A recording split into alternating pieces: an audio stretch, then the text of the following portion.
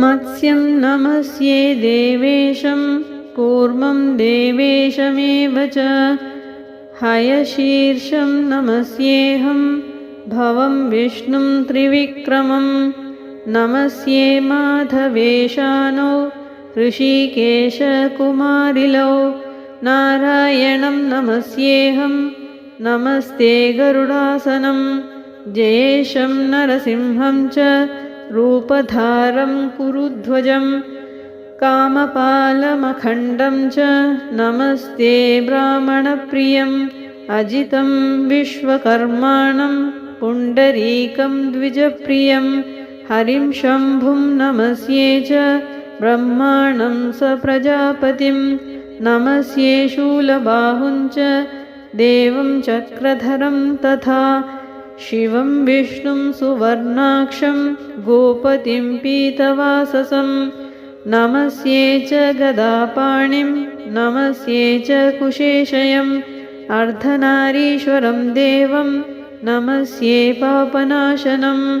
गोपालं च सवैकुण्ठं नमस्ये चापधारिणं नमस्ये विष्णुरूपं च ज्येष्ठेशं पञ्चमं तथा नमस्ये च त्रिनयनं नमस्ये हव्यवाहनं नमस्ये च त्रिसौवर्णं नमस्ये धरणीधरं नमस्ये शशिनं सूर्यं ध्रुवं रुद्रं महौजसं पद्मनाभं हिरण्याक्षं नमस्ये स्कन्दमव्ययं नमस्ये रुक्मकवचं महायोगीनमीश्वरं नमस्ये श्रीनिवासं च नमस्ये पुरुषोत्तमं श्रीकण्ठं वासुदेवं च नीलकण्ठं सदाशिवं नमस्ये शर्वमनखं गौरीशं लकुटेश्वरं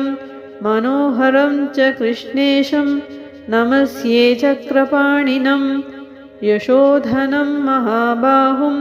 नमस्ये च कुशप्रियं सहस्रशिरसं देवं नमस्ये स्कुन्दमालिनं कालग्निं रुद्रदेवेशं नमस्ये कृत्तिवाससं सर्वभूतगतं शान्तं निर्मलं सर्वलक्षणं महायोगिनमव्यक्तं नमस्ये पापनाशनं निरञ्जनं निराकारं निर्गुणं निलयं पदं नमस्ये पापहर्तारं शरण्यं शरणं व्रजे।